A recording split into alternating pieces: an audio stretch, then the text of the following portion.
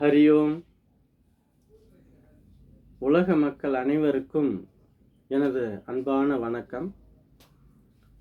இன்று நாம் ஞானப்பாதையில் காண இருப்பது எது உண்மை எது பொய் என்பதை தெளிவாக உணர்ந்து கொள்ளலாம்.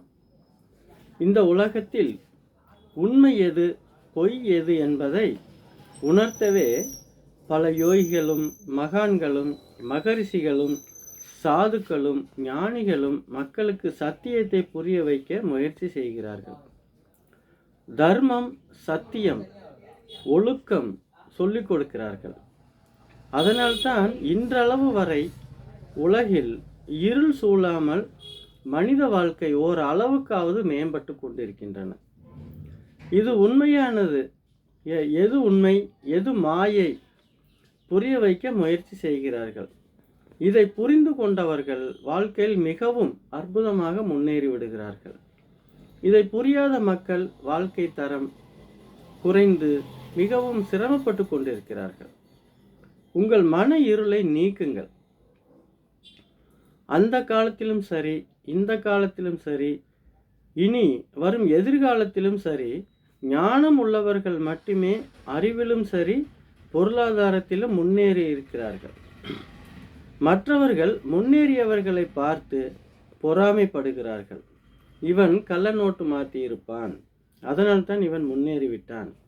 அவனுக்கு என்ன மாமியார் வீட்டில் சொத்துக்களை பங்கி கொடுத்து விட்டார்கள், அதனால்தான் அவன் முன்னேறிக்கிறான். அவன் வீட்டில் பாருங்கள், அவன் தாத்தா சொத்து அவனுக்கு வந்து விட்டது ஏராளமாக என்று கூறிக்கொண்டே பொழுதை கழிக்கிறார்கள். பிறகு வயதான காலத்தில் கையில் ஒரு பைசா கூட இல்லாமல் தவிக்கிறார்கள். எதையும் வாங்கும் சக்தி அவர்களிடம் இல்லை. அது எதையும் வாங்க முடியவில்லையே என்று ஏங்குகிறார்கள். ஒரு சர்வேயில் சொல்கிறது, இந்தியாவில் 90% மக்கள் வாங்கும் திறன் இழந்து விட்டார்கள் என்று. பொருளாதார ரீதியாக பின்தங்கி இருப்பதாக சொல்கிறார்கள். சரி, இப்படி யோசித்து பாருங்களேன். ஒரு அரசாங்க அறிக்கையிலே கூறுகிறார்கள், மதுபானத்தில் ஓராண்டு வசூல் 800 கோடி என்கிறார்கள். புகையிலை, மதுபானம், இந்த போதை வஸ்துக்கள் இதில் 10,000 கோடிக்கு மேல் செலவிடுகிறார்கள்.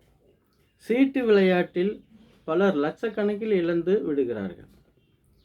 கடன் வாங்கி வட்டி, ஒரு 20 லட்சம் கடன் வாங்கினால் 54 லட்சம் வட்டி கட்டுகிறார்கள்.